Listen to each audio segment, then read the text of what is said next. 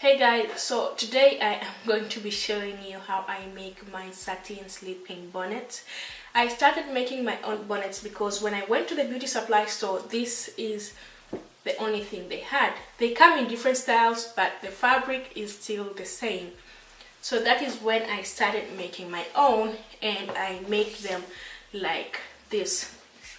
This is an extra large satin bonnet, so whether you have a big afro, puffy hair, or extra long braids, they can still fit in this bonnet. So I'm just gonna go ahead and show you guys how I make it. This is style number 1. There are different styles, but today we are going to be making this one, and later in the future I'll show you guys how I make other different styles. So let's get started.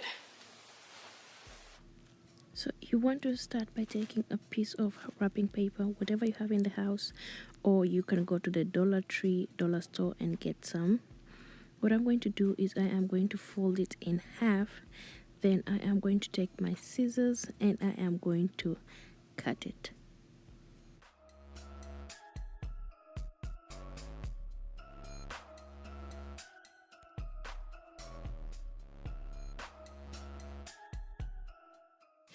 So after I'm done cutting, I am going to take the paper and fold it again in another half, as you can see what I'm doing.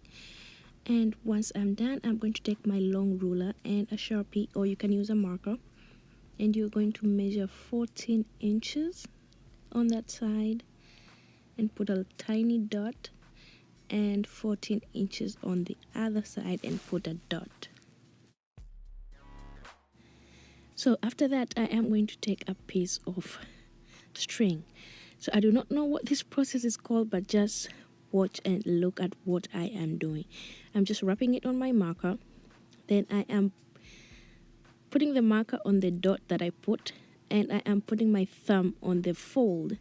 Then I am going to draw, as you can see. Do not let go of your thumb right there, and you will get a perfect quarter circle, if that is what it's called. Then you are going to take your scissors and you are going to cut along the line, and after you're done, you are going to get a complete circle.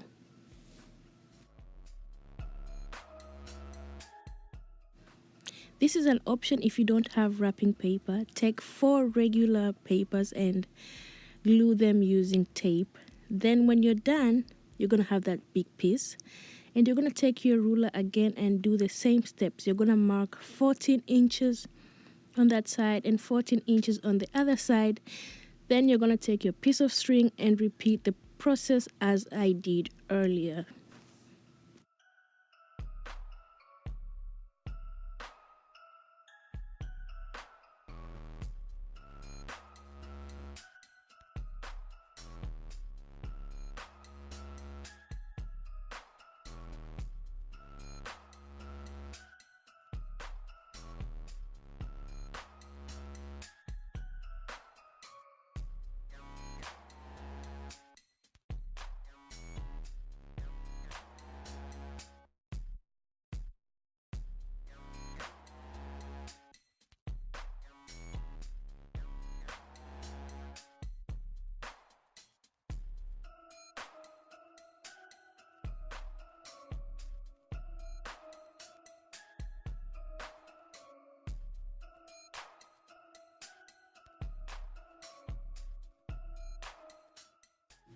So now you have your 2 pieces of pattern papers. What you're going to do is you're going to store them, and you will always use them when you're sewing. So you're going to take your fabric that you have and you're going to fold it in half and half again, just as we did the brown wrapping paper, as you can see.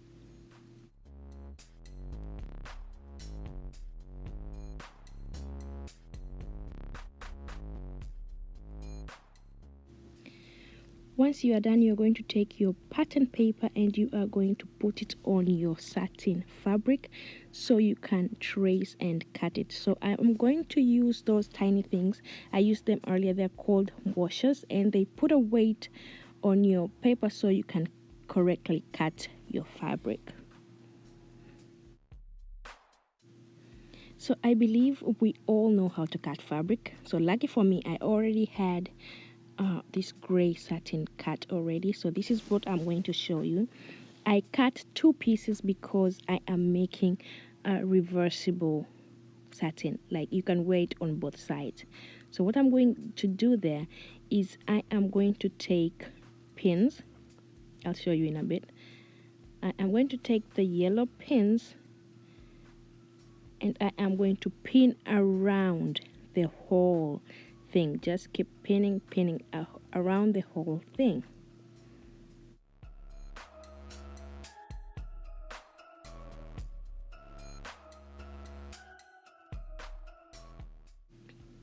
So once you're done pinning, you're going to take your piece of fabric and take it to your sewing machine, as you can see. And I am using a regular stitch and I am going to sew all around the fabric, but at the end I am not going to close it all the way. As you can see what I'm doing, I'm just going to go until like 2 or 3 inches before I join, and I am going to stop right there.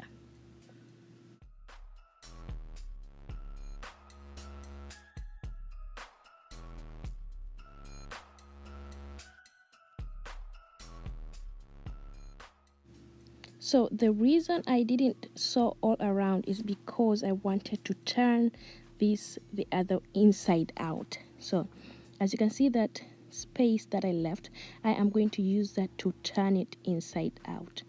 As you can see what I'm doing right there.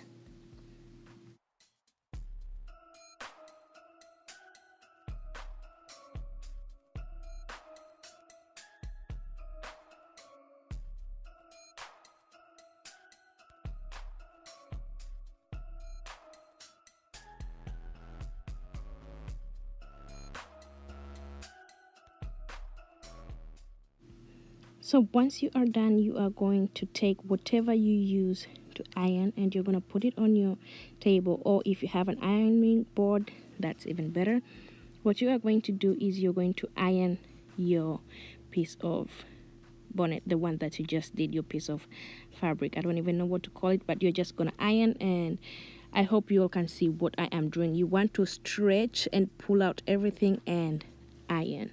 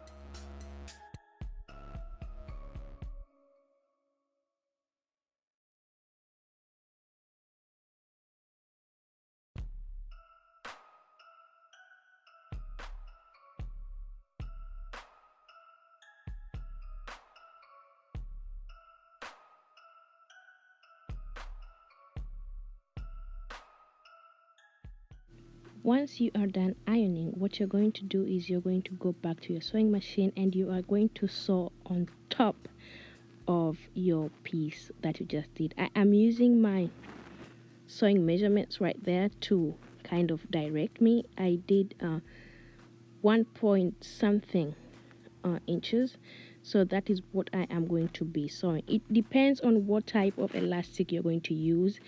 That's the amount of space you are going to sew around. So keep watching and you'll see what I'm doing.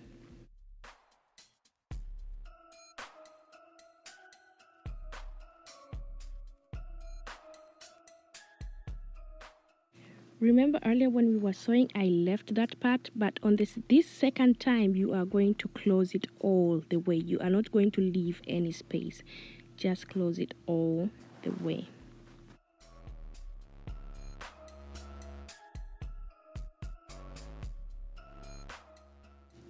Next step is putting the elastic on our bonnet piece that we're just making. So depending on the size of your head, that's how you are going to measure your elastic. You also need pins, 1 or 2. So I usually cut my elastic on 23 inches. As you can see, I just use 23, and that fits me and it's comfortable. It's not too tight for my edges and everything.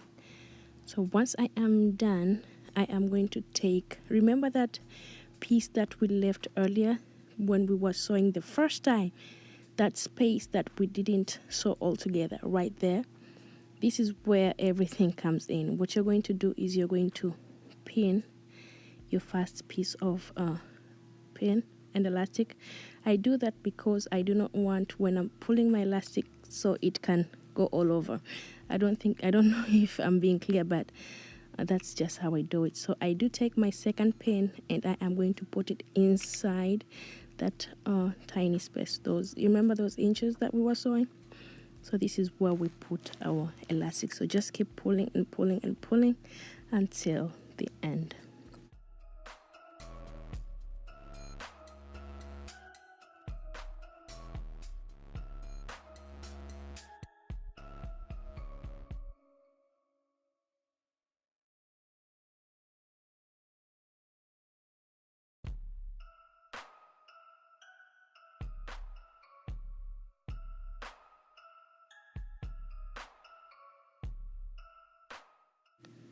So we are going back to the sewing machine, and now we are going to sew our elastic together, and we are going to use a zigzag stitch, because when you use a zigzag stitch, it lets your elastic also stretch. So that's what I'm going to do.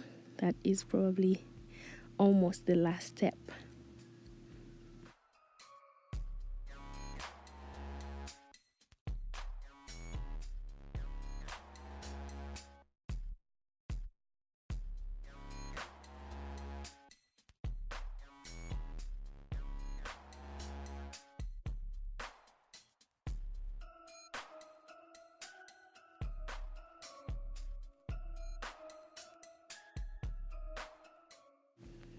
So the complete last step is sewing that part that we left earlier when we started. We are going to sew and close that part, and we are done.